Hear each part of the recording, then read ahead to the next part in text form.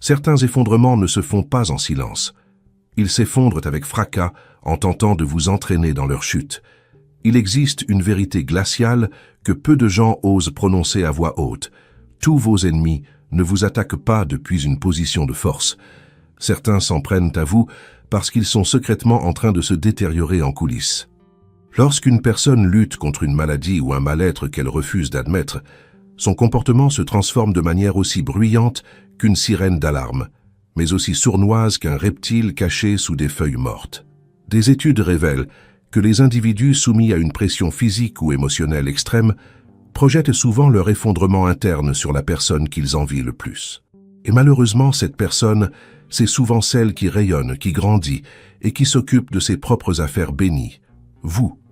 C'est la raison pour laquelle l'un de vos détracteurs a fait preuve d'une audace étrange ces derniers temps. Leur agressivité soudaine, leurs drames inutiles, leur énergie obsessionnelle, tout cela prend sens une fois que vous réalisez qu'ils dissimulent quelque chose qui les ronge de l'intérieur. Littéralement, leur santé s'épuise, leur ego se fissure et leur sang-froid ne tient plus qu'à un fil. Mais au lieu de chercher de l'aide, ils essaient de vous piquer, comme si vous étiez la cause de leurs symptômes. C'est une ironie cruelle. Vous êtes là, en train de vous épanouir pendant qu'ils se battent contre leur propre corps, comme s'ils leur devaient de l'argent. Et le plus drôle, c'est qu'ils pensent bien le cacher. Pourtant, quiconque possède 2 neurones fonctionnels peut sentir que quelque chose cloche. On peut presque palper la panique derrière leur assurance forcée, le désespoir derrière leur hostilité et la maladie derrière leur fausse force. Aujourd'hui, nous allons lever le voile, non pas pour nous moquer d'eux ou célébrer leur souffrance, mais pour exposer la raison pour laquelle leurs attaques s'intensifient. Car l'un de vos ennemis est gravement malade et tente de faire comme si de rien n'était. Avant de continuer, abonnez-vous à cette vidéo et écrivez 77 dans les commentaires. Numéro 1, ils vous attaquent parce que la maladie les a rendus obsédés par le contrôle. Lorsque le corps de quelqu'un commence à le trahir, même de manière infime, cela provoque un choc psychologique. Cela crée une sorte de panique silencieuse, une peur qu'ils ne veulent admettre à personne, même pas à eux-mêmes. Ils sentent leur force glisser, leur énergie chuter, leur stabilité vaciller. Et au lieu d'affronter ces vérités inconfortables, ils s'accrochent à la seule chose qu'ils pensent pouvoir encore influencer, une autre personne. C'est ainsi que vous devenez une cible. Leurs attaques ne naissent pas de la confiance, mais de la frustration de ne pas pouvoir contrôler ce qui se passe à l'intérieur de leur propre organisme. Ils gèrent des symptômes dont ils ne parlent pas, une douleur qu'ils cachent, une faiblesse qu'ils nient. Et chaque fois qu'ils sentent leur santé leur échapper, ils tentent de compenser en resserrant leur emprise sur le monde extérieur. Il se trouve que vous faites partie de ce monde. Alors ils poussent, piquent et provoquent, parce que cela leur donne temporairement un sentiment de puissance. Cette obsession du contrôle est un mécanisme de survie. Quand leur corps devient imprévisible, ils commencent à vouloir micro-gérer les émotions, les réactions et la paix des autres. Cela leur donne l'illusion qu'ils sont toujours aux commandes. Ils vous attaquent parce que vous blessez les fait se sentir plus forts pendant quelques secondes. Cela masque leur peur, engourdit leur insécurité et les distrait de ce qui se passe réellement. Ils ne diront à personne ce qu'ils traversent. Ils n'admettront pas la gravité de la situation. Au lieu de cela, ils se promènent avec cette confiance factice, aboyant sur les gens, agissant avec supériorité, créant des problèmes là où il n'y en a pas. Mais sous cette carapace dure se cache quelqu'un qui se sent impuissant, effrayé et totalement hors de contrôle. Leur maladie ne se contente pas d'affaiblir leur corps, elle expose chaque fissure de leur caractère. Et parce qu'ils refusent de faire face à ce qui se passe intérieurement, ils le projettent vers l'extérieur. Ils transforment leur crise personnelle en agression. Ils changent leur peur en hostilité.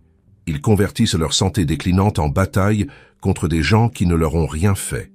La vérité est qu'ils ne se battent pas contre vous. Ils se battent contre leur propre corps. Et vous êtes simplement la chose la plus proche sur laquelle ils peuvent frapper. Numéro 2, leur haine est un effet secondaire de la peur qu'ils ne peuvent avouer à voix haute. Il existe un type de peur spécifique que les gens portent lorsque quelque chose ne va pas à l'intérieur de leur corps, surtout lorsqu'ils ne le comprennent pas complètement ou qu'ils ont trop peur d'y faire face. C'est une peur silencieuse et suffocante qui reste au fond de leur esprit toute la journée.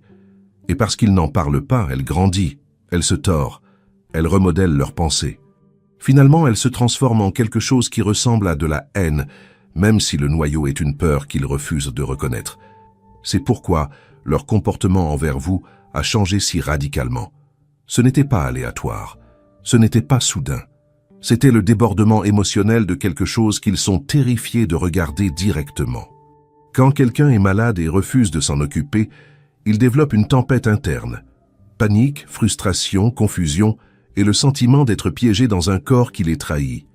Mais comme ils ne peuvent pas exprimer cette peur de manière saine, ils s'accrochent à quelqu'un d'extérieur à eux-mêmes, et ce quelqu'un devient vous. Leur esprit essaie de protéger leur ego en détournant la peur. Au lieu de dire « j'ai peur de ce qui m'arrive », ils disent « je te déteste ». Au lieu de reconnaître leur vulnérabilité, ils projettent de l'hostilité. Au lieu de traiter ce qui fait mal, ils créent une distraction qu'ils peuvent gérer émotionnellement. Vous attaquez. Leur haine n'est pas une vraie haine. C'est une terreur déplacée. Une peur devenue trop lourde pour qu'ils la portent seuls. Une peur qu'ils sont trop têtus, trop fiers ou trop honteux pour évoquer. Ils ne veulent pas que quiconque sache qu'ils luttent, alors ils l'enterrent. Mais la peur enterrée ne disparaît pas. Elle s'échappe sous forme d'agression, d'amertume et de conflits inutiles. Ce qui rend la chose plus complexe, c'est que vous représentez quelque chose qu'ils ne supportent pas de voir en ce moment. La stabilité, le calme, la force. Vous ne déclenchez pas la colère, vous déclenchez la conscience de ce qu'ils perdent, la conscience de ce qu'ils ne peuvent pas contrôler, la conscience de la réalité qu'ils essaient désespérément d'éviter. Leurs attaques ne sont pas personnelles. Ce sont les effets secondaires émotionnels d'une vérité qu'ils sont terrifiés d'affronter. Numéro 3, leur jalousie s'est intensifiée lorsqu'ils ont réalisé que vous possédez toujours ce qu'ils perdent. La jalousie a une manière silencieuse de s'insinuer quand quelqu'un est déjà en difficulté, et elle devient presque insupportable quand ce qu'ils perdent est juste devant eux, chez quelqu'un d'autre. Leur santé, leur énergie, leur vitalité, des choses sur lesquelles ils ne peuvent plus compter pleinement, commencent à ressembler à des trésors qui leur glissent entre les doigts. Vous regardez traverser la vie, apparemment intouchée, allume un feu qu'ils ne peuvent éteindre, parce que chaque pas que vous faites leur rappelle ce qui leur manque. Ce n'est pas juste de l'envie envers le succès ou le confort, c'est plus profond. C'est la conscience brute et inconfortable que votre vie est encore entière là où la leur ne l'est plus. Leur corps peut les trahir, ou leur esprit peut mener des batailles qu'ils cachent à tout le monde. Mais vous, sans même le savoir, devenez le miroir montrant exactement ce qu'ils ne peuvent pas avoir. Chaque rire que vous partagez, chaque once d'énergie que vous irradiez, chaque moment de santé ou de joie que vous montrez devient une provocation silencieuse. Ils ne vous détestent pas pour qui vous êtes. Ils se détestent pour ce qu'ils perdent et vous voient comme le rappel impossible. Ce type de jalousie est obsessionnelle. Elle ne leur permet pas de vous admirer de loin. Elle a besoin d'un exutoire. Et cet exutoire prend souvent la forme d'une attaque, d'une critique, d'une provocation, une poussée pour vous déséquilibrer. Parce que s'ils ne peuvent pas avoir la paix, la force ou la stabilité que vous avez, ils veulent l'ébranler. Au moins assez pour sentir qu'ils ne sont pas impuissants. Ils essaient de reprendre le contrôle sur quelque chose qui s'échappe. Et malheureusement, vous êtes la cible la plus proche de cette illusion. Au fond, leur agression ne vous concerne pas personnellement. C'est la combinaison de peur, d'apitoiement sur soi et de désespoir pour saisir une vie qu'ils sentent glisser. Votre vitalité est leur tourment inexprimé, et leurs attaques sont la manifestation extérieure de leur panique interne. Chaque mot hostile, chaque geste tendu, chaque sabotage subtil est un reflet de leur incapacité à accepter leur déclin.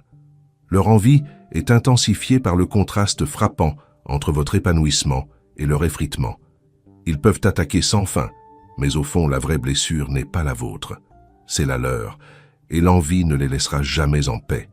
Numéro 4, leurs attaques sont des cris déguisés pour rester pertinents avant de disparaître. Quand quelqu'un sent son monde rétrécir, ses réactions deviennent plus grandes. La maladie a une façon de tout réduire, les options, l'énergie, les cercles sociaux, la confiance et le sentiment d'être nécessaire ou valorisé. Et pour une personne qui a construit son identité sur le fait d'être remarquée ou crainte, Ce rétrécissement ressemble à un effacement lent. Ils se sentent poussés à l'arrière-plan de leur propre vie. Et au lieu de l'accepter, ils poussent plus fort sur les gens autour d'eux. C'est là que vous êtes entraînés dans leur chaos. Leurs attaques ne visent pas à gagner. Elles visent à ne pas disparaître. Quand leur santé décline, ils se sentent inutiles, négligés et impuissants. Alors, ils font la seule chose qu'ils savent encore faire, créer du bruit, attiser les conflits, attirer l'attention, causer des perturbations. Cela les fait se sentir vivants. Cela leur donne l'impression qu'ils ont encore une place dans le monde, même si cette place est bâtie sur la négativité. Et le plus triste, c'est qu'ils ne réalisent même pas à quel point c'est évident. Leur hostilité est moins destinée à vous blesser qu'à se rappeler à eux-mêmes qu'ils comptent encore pour quelqu'un, même si c'est à travers le conflit. Ils traitent le drame comme de l'oxygène. Chaque dispute est un rappel qu'ils ont encore de l'influence. Chaque réaction de votre part est un signal qu'ils ne se sont pas encore complètement effacés. Leurs attaques deviennent leur ultime tentative de façonner l'espace autour d'eux avant que leur maladie ne les force dans l'ombre. C'est une tentative désespérée de pertinence, une performance de dernière minute avant que le rideau ne tombe. Mais la vérité est simple. S'ils se sentaient vraiment forts, ils n'auraient besoin d'attaquer personne. S'ils se sentaient remarqués, ils n'auraient pas besoin de fabriquer des tensions. S'ils n'avaient pas peur de s'effacer, ils n'essaieraient pas si fort de laisser des griffures sur votre paix. Leur comportement est un aveu bruyant qu'ils glissent physiquement, mentalement, émotionnellement. Vous blessez les distraits simplement de la réalité que leur influence rétrécit et que leur temps sous les projecteurs, qu'ils soient réels ou imaginaires, est compté. Ils ne veulent pas être oubliés. Alors ils vous attaquent de la manière la plus bruyante possible parce que le silence ressemble trop à la disparition. Numéro 5, ils feignent la force parce que leur réalité est trop fragile pour être montrée. Les gens qui s'effondrent de l'intérieur deviennent souvent les acteurs les plus bruyants à l'extérieur. Lorsque le corps de quelqu'un commence à faillir ou que sa santé commence à glisser, son sentiment d'identité prend un coup massif. Ils ne veulent pas que quiconque voie la faiblesse, la peur ou le déclin qu'ils ressentent chaque jour. Alors ils construisent un costume de force, une fausse confiance, une audace forcée, une dureté exagérée, parce qu'ils sont terrifiés à l'idée d'être vus comme fragiles. Ils agissent comme si tout était sous contrôle alors qu'en vérité, rien ne l'est. C'est pourquoi leurs attaques envers vous semblent si intenses et si dramatiques. Leur agressivité n'a rien à voir avec une puissance réelle. C'est du camouflage. Leur santé s'affaiblit, leur énergie est inconstante et leur sens de soi se fissure sous la pression de ce qu'ils ne veulent pas admettre. Mais au lieu d'adresser ces batailles privées, ils se transforment en une performance ambulante. Chaque commentaire impoli, chaque explosion soudaine, chaque tentative de vous intimider est en réalité une tentative de se convaincre eux-mêmes qu'ils ne sont pas aussi impuissants qu'ils le ressentent. Ils savent que leur réalité s'effondre. Ils savent que quelque chose ne va pas. Ils sentent les changements dans leur corps avant tout le monde. Mais au lieu de chercher du soutien ou d'être honnêtes, ils redoublent d'efforts dans la simulation. Ils s'accrochent à cette carapace dure parce que l'alternative, être vulnérable, être honnête, être vu comme humain, semble trop terrifiante. Ils ne peuvent laisser personne voir les fissures, alors ils projettent la force avec l'intensité de quelqu'un qui a peur de sa propre vérité. Leurs attaques deviennent leur dernière illusion de contrôle. Quand ils vous piquent, se disputent avec vous ou essaient de vous démolir, cela leur donne une poussée temporaire de supériorité.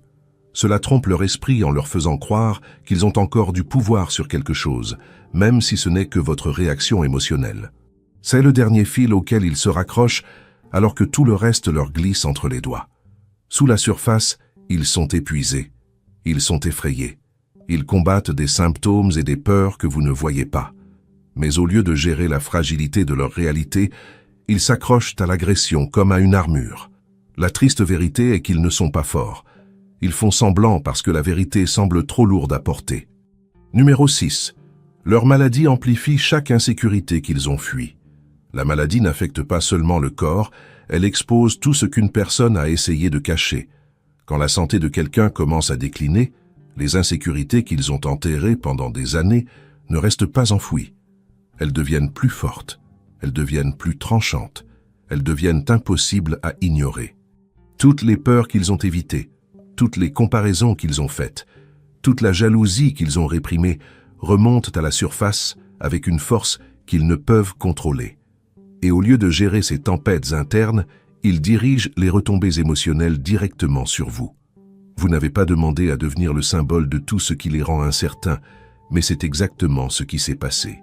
Pendant qu'ils luttent avec un corps qui ne répond plus comme avant, vous représentez la stabilité, la confiance et la croissance qu'ils souhaiteraient avoir.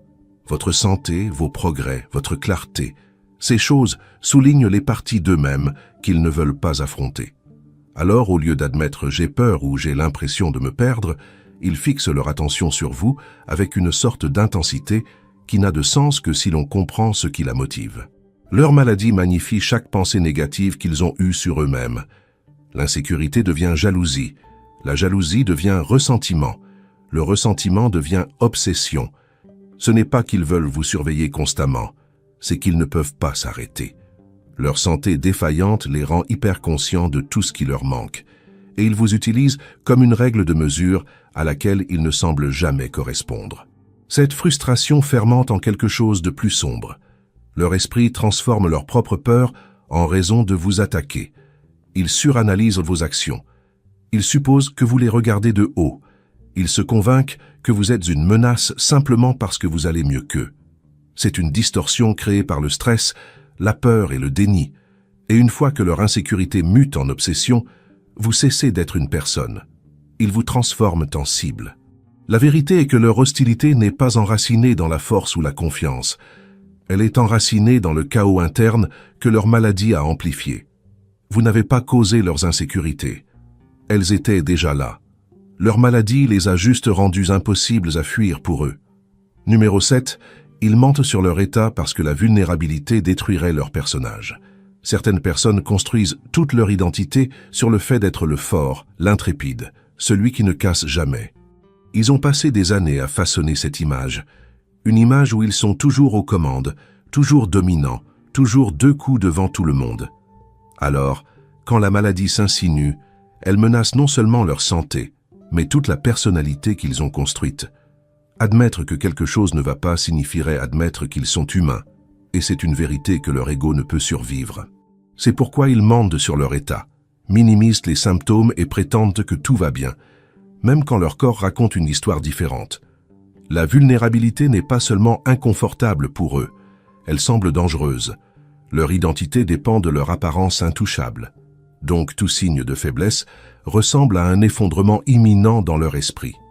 Si les gens voyaient la vérité, l'illusion de force qu'ils ont travaillé si dur à maintenir volerait en éclats instantanément.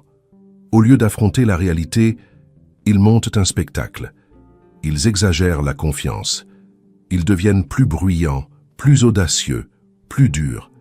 Ils jettent leur poids dans la balance pour cacher tout le poids qu'ils ont réellement perdu en eux-mêmes.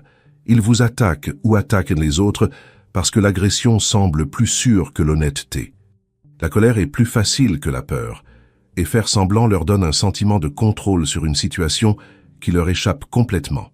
Ils mentiront aux amis, à la famille, aux collègues, à quiconque pourrait remarquer les fissures. Ils insisteront sur le fait que ce n'est rien, feront semblant d'être offensés si quelqu'un montre de l'inquiétude et repousseront quiconque s'approche trop de la vérité. Ils ne cachent pas seulement leur santé, ils protègent l'ego qu'ils vénèrent. Admettre qu'ils ne vont pas bien signifierait sortir d'un rôle qu'ils ont joué si longtemps qu'ils ne savent pas qui ils sont sans lui. En coulisses, cependant, ils sont terrifiés. Ils sentent leur force glisser. Ils sentent leur façade s'affaiblir, et la peur d'être vus comme vulnérables est si écrasante qu'ils préféreraient s'emporter, mentir et s'isoler plutôt que d'affronter la réalité de ce qui se passe. Leurs attaques ne sont pas une question d'orgueil, elles sont une question de survie. Pas de survie physique, mais de survie du personnage qu'ils croient être le ciment de toute leur vie. Numéro 8. Leur rage envers vous est en réalité une rage envers eux-mêmes. Quand quelqu'un s'en prend à vous avec cette énergie amère et tranchante, il est facile de supposer que vous avez fait quelque chose pour le déclencher. Mais la vérité est bien plus personnelle pour eux et a bien moins à voir avec vous. Leur colère est le reflet de la déception qu'ils portent en eux. Déception pour la vie qu'ils auraient pu avoir mais n'ont pas construite, les opportunités qu'ils ont ignorées et la force qu'ils n'ont jamais développée. Vous voir grandir, vous améliorer et évoluer met en lumière tout ce qu'ils ont échoué à faire. Et cette lumière les brûle plus que n'importe quelle insulte ou confrontation ne pourrait jamais le faire. Vous représentez une version d'eux-mêmes qu'ils voulaient secrètement devenir mais qu'ils avaient trop peur, étaient trop paresseux ou trop distraits pour poursuivre. Chaque fois que vous réussissez, cela met en évidence une route qu'ils n'ont pas prise. Chaque fois que vous guérissez, cela leur rappelle des blessures qu'ils n'ont jamais soignées. Chaque fois que vous vous élevez, cela expose les zones où ils sont restés stagnants. Leur maladie ne fait que magnifier ce conflit interne. Car lorsque la santé décline, les regrets deviennent plus bruyants. Soudain, les choix qu'ils ont évités commencent à résonner. Les rêves qu'ils ont mis de côté les hantent. La vie qu'ils n'ont pas vécue devient un poids qu'ils ne peuvent plus ignorer. Au lieu d'affronter ces regrets, ils tournent la colère vers l'extérieur. Il est plus facile pour eux de vous critiquer que d'admettre qu'ils sont en colère contre eux-mêmes. Il est plus facile d'attaquer vos progrès que de confronter leur propre manque de croissance. Vous n'êtes pas le problème, vous êtes le rappel. Vous tendez involontairement le miroir qu'ils évitent depuis des années. Et quand quelqu'un est déjà fragile, faire face à son propre reflet peut ressembler à une menace.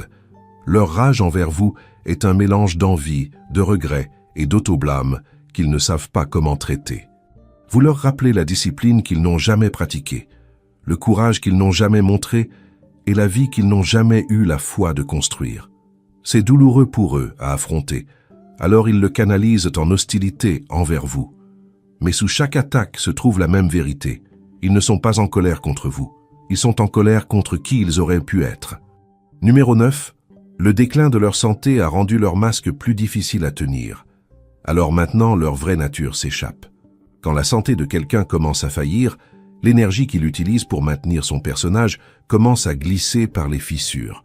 Le masque qu'il portait, celui bâti sur la confiance, le contrôle, la manipulation ou le charme, demande de la force pour rester en place. Il faut de l'endurance émotionnelle pour faire semblant, pour jouer un rôle, pour cacher les parties d'eux-mêmes qu'ils ne veulent pas que quiconque voie. Mais la maladie draine tout cela. Elle dépouille l'effort supplémentaire, la patience répétée, l'amabilité pratiquée et le comportement poli qu'ils utilisent pour maintenir leur image. Ce qui reste est la vérité qu'ils ont cachée pendant des années. La maladie ne crée pas une nouvelle personnalité. Elle expose la vraie. Les parties qu'ils gardaient enfouies sortent soudainement, parce qu'ils n'ont plus l'énergie de les supprimer. La fausse gentillesse disparaît. La politesse forcée s'efface. La lumière qu'ils prétendaient porter devient terne, et les traits plus sombres. Envie, amertume, méchanceté, ressentiment commencent à s'infiltrer par les brèches. Ils n'agissent pas mal à cause de la maladie. Ils révèlent une version d'eux-mêmes que la maladie a rendue impossible à cacher. Leurs attaques envers vous deviennent plus brutes et plus fréquentes parce qu'ils n'ont plus la force d'habiller leurs intentions de charme ou de subtilité. Avant, ils pouvaient déguiser leur jalousie derrière des blagues, cacher leur irritation derrière le sarcasme ou couvrir leur amertume par une fausse inquiétude. Mais maintenant, le filtre émotionnel qui protégeait autrefois leur image a disparu. Ce n'est pas qu'ils ont soudainement changé. C'est que la vraie version d'eux n'a plus nulle part où se cacher. Vous les voyez sans le masque, sans la performance, sans l'énergie pour feindre. Leurs réactions sont plus tranchantes, leurs commentaires plus durs, leurs comportements plus erratiques. Non pas parce qu'ils sont confus, mais parce que la vérité se montre enfin. Leur maladie a emporté le maquillage émotionnel qu'ils appliquaient chaque jour. Et maintenant, leur nature intérieure est exposée dans tous ses détails. C'est pourquoi leur hostilité semble différente maintenant. Elle est plus honnête, plus brute, plus révélatrice. Vous n'avez pas affaire au personnage qu'ils ont fabriqué. Vous avez affaire à la personne qu'ils ont toujours été. Leur déclin ne les a pas corrompus, il les a découverts. Numéro 10, ils vous utilisent comme une distraction face à leur propre mortalité. Quand quelqu'un fait face secrètement à une santé déclinante, son esprit devient un champ de bataille, rempli de pensées qu'il ne veut pas affronter. Les visites chez le médecin, les résultats d'examen, les symptômes étranges qu'ils espèrent voir disparaître, les médicaments qui ne fonctionnent plus comme avant, la peur silencieuse que quelque chose empire. Ces pensées restent au fond de leur esprit comme une horloge qui tourne. Et au lieu de les traiter, ils cherchent n'importe quoi qui puisse détourner leur attention. C'est là que vous intervenez. Vous devenez leur issue de secours, se concentrer sur vous est leur façon d'éviter la vérité sur eux-mêmes. Comploter contre vous, parler de vous, penser à vous, créer du drame autour de vous. Tout cela est plus facile que de faire face à la réalité de leur propre déclin. Fixer son attention sur votre vie est plus simple que de traiter la leur. Attiser un conflit avec vous crée juste assez de vacarme pour noyer les pensées terrifiantes qui les attendent dans le silence. Vous devenez leur bruit, leur distraction, leur analgésique émotionnel. Chaque dispute qu'ils essaient de lancer leur donne un sentiment temporaire de but.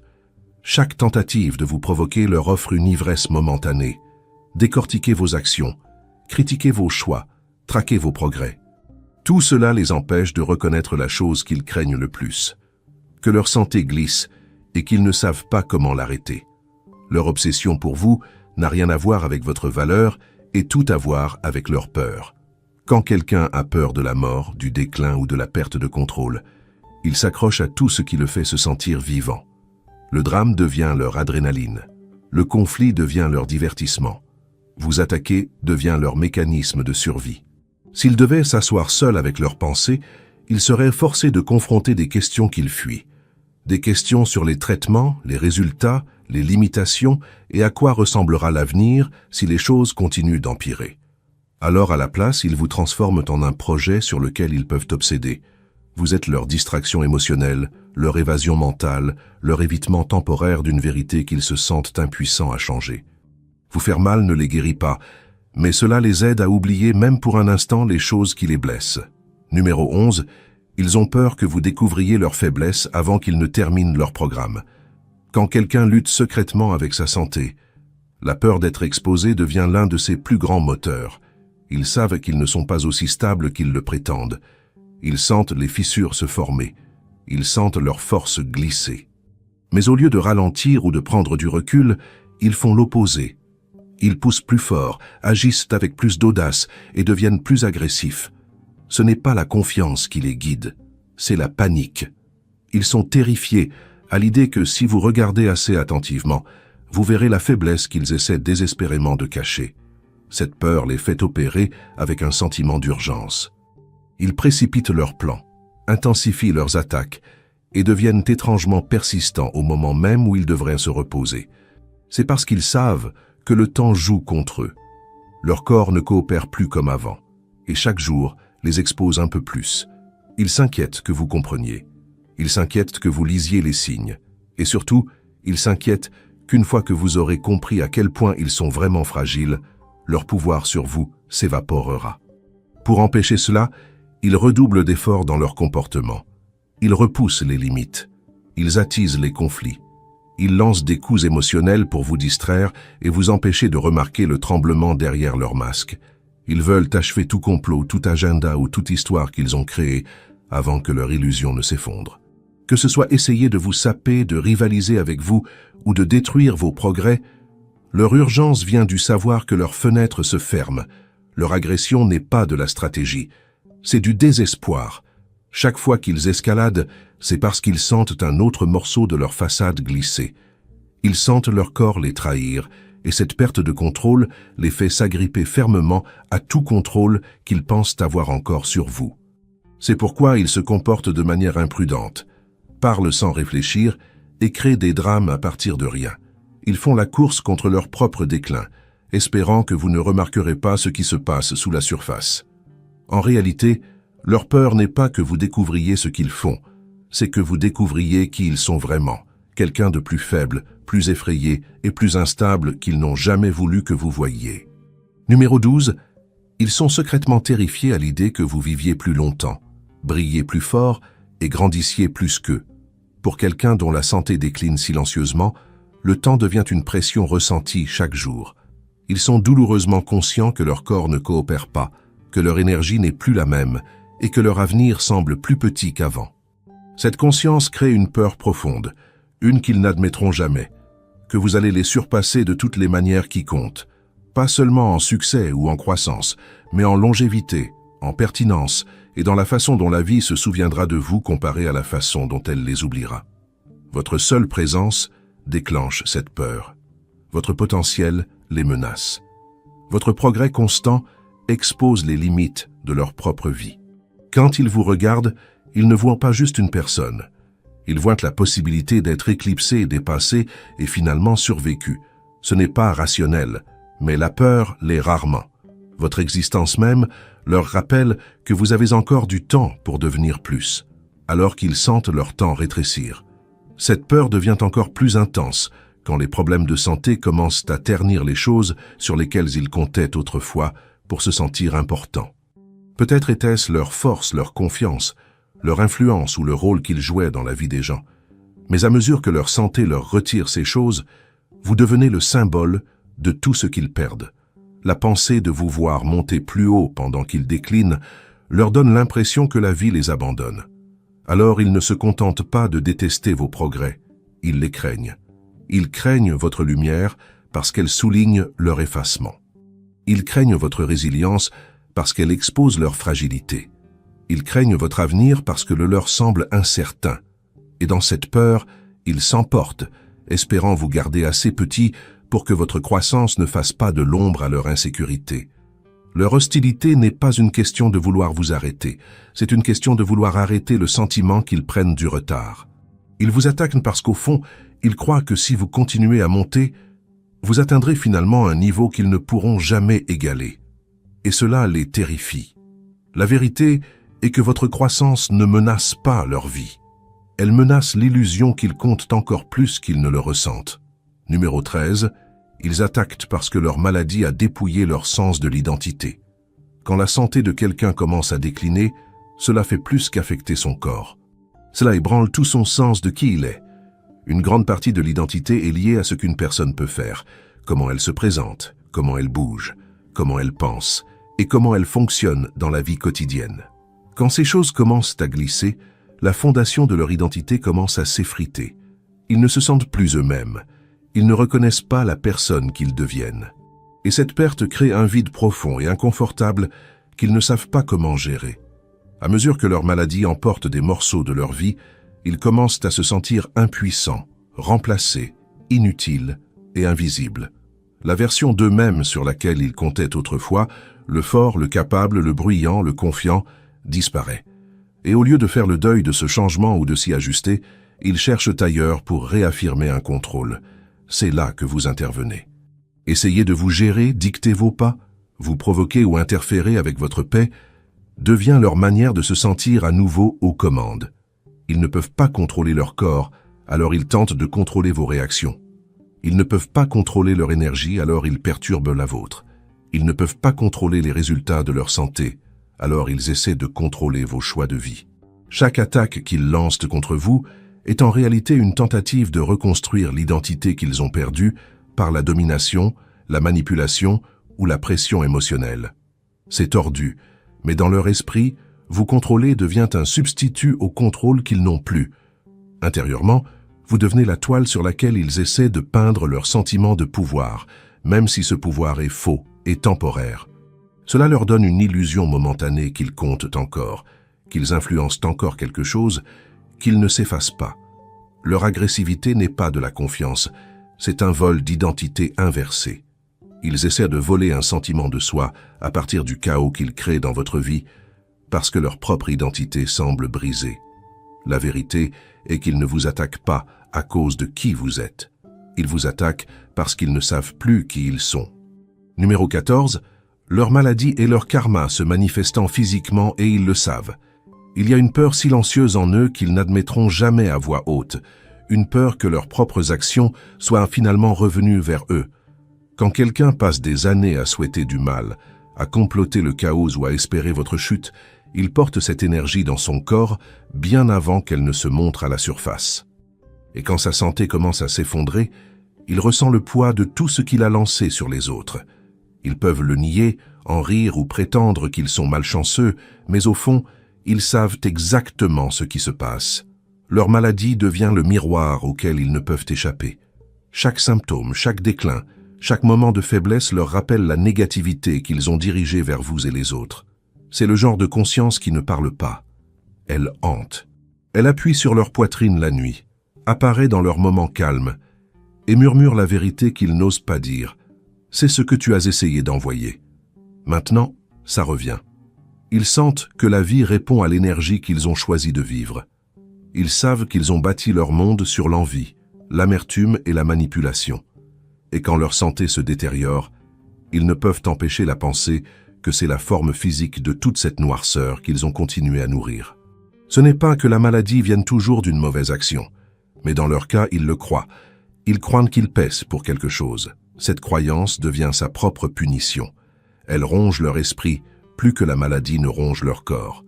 Au lieu de se faire face, ils redoublent d'efforts, vous attaquant, projetant sur vous, essayant de déplacer le blâme n'importe où, sauf là où il appartient. Mais la culpabilité reste en eux comme un poids qu'ils ne peuvent secouer. Leur rage, leur jalousie et leur amertume n'ont pas disparu. Elles ont simplement commencé à se montrer sous une forme différente, une forme qu'ils ne peuvent pas contrôler et dont ils ne peuvent pas se cacher. Ils savent ce qu'ils ont souhaité pour vous. Ils savent ce qu'ils ont essayé de faire. Et maintenant, ils ressentent les conséquences dans leurs os. Conclusion. Ce que nous avons découvert ici est une vérité que la plupart des gens ne veulent jamais affronter. Les attaques, l'hostilité et l'agression que vous avez subies de la part de certaines personnes vous concernent rarement.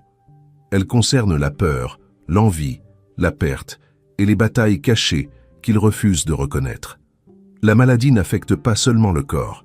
Elle expose l'esprit, l'ego et les fissures de l'identité qui ont été longtemps ignorées. Chaque attaque, chaque mot cruel, chaque provocation est le reflet de leur chaos intérieur, une tentative désespérée de regagner du contrôle, de la pertinence, ou même un sentiment fugace de force.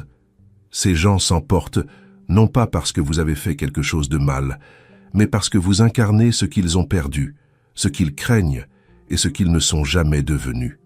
Votre croissance, votre vitalité, votre paix, c'est un miroir dans lequel ils ne supportent pas de regarder. Et pourtant, chaque tentative qu'ils font pour vous ébranler ne fait que confirmer votre puissance, leur maladie, leur envie, leur désespoir. Ils ne peuvent pas toucher la fondation que vous avez construite en vous-même. Pendant qu'ils se démènent pour masquer leurs faiblesses, manipuler ou attaquer, vous restez stable, inébranlable et lumineux. La leçon ultime ici est la clarté. Une fois que vous voyez la vérité derrière leur comportement, vous n'avez plus à internaliser leur chaos. Vous pouvez l'observer, le comprendre et le laisser glisser sur vous comme de l'eau, parce que leurs attaques en révèlent plus sur eux qu'elles ne le feront jamais sur vous. Leur agression est une carte routière vers leurs insécurités, leurs peurs et leurs fragilités. Reconnaissez-le, tirez-en des leçons, mais ne lui permettez pas de définir votre énergie, votre paix ou votre chemin. Vous êtes la version de vous-même qu'ils ne peuvent pas toucher. La vie qu'ils envient secrètement et la lumière qu'ils ne peuvent pas tamiser.